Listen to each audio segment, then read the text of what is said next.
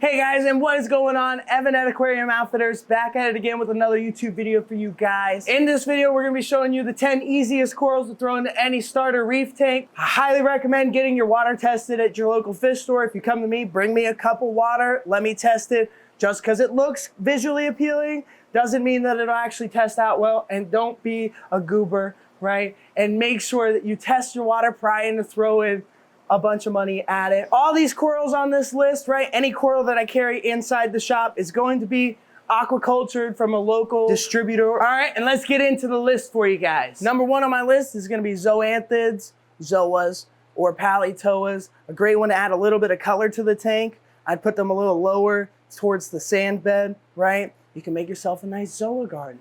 And we have a great selection here to show you. They come in all different shapes, sizes, colors, and they also have a thing called a palytoxin in them, right? Just make sure you don't have any cuts or anything on your hands, because the chances of you getting stung by it is no bueno. I've never been hit personally, but I've heard that if you are allergic to it, it can make it so you don't have such a great day. Number two on my list is gonna be DUNCANs. It's a great one to add a little bit of movement to the tank. As you can see, they flow kind of like an anemone, and a lot of people actually misconceive these as anemones, which they're really not, right? Put them in the middle, lower level of the water column on your rocks or whatever, right? Medium to low light, medium to low flow. Number three on my list is going to be candy canes, or trumpet corals, or colostrias if you want to be scientific about it.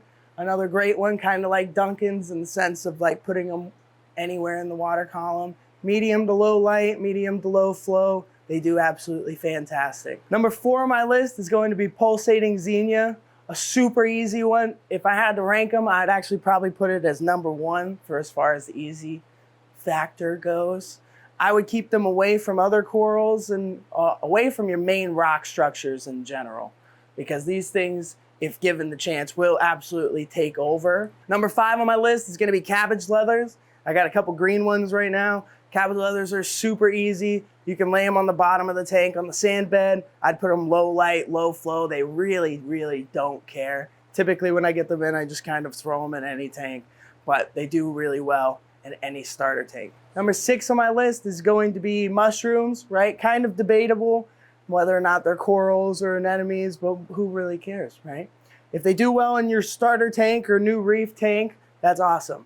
They come in a whole bunch of different shapes, colors, sizes, but they typically do very well. I'd even put them in my acro tank just for giggles, right?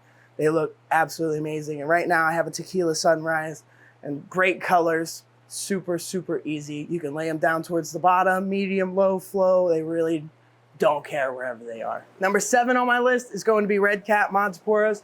Kind of debatable. I would definitely start with one of the other corals on this list first.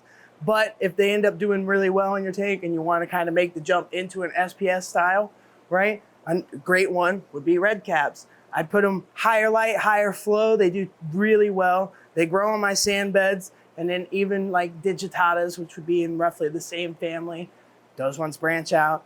If you wanted to get into this style tank, start with one of those. Number eight on my list is going to be GSP, or green star polyp. This one I would have to rank up there with the XENIA in the sense that this is a very, very easy one. This is probably number one or two on my list. I already said it about the XENIA being number one, but this is number two if we had to rank them.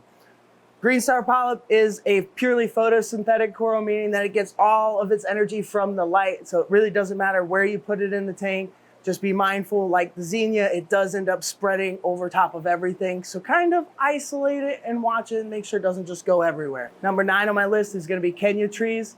It's in the same family as leathers. Super easy. They feed off of nitrates really well, but they're great in any newer tank that maybe doesn't have any nitrates, right? Can't really kill them.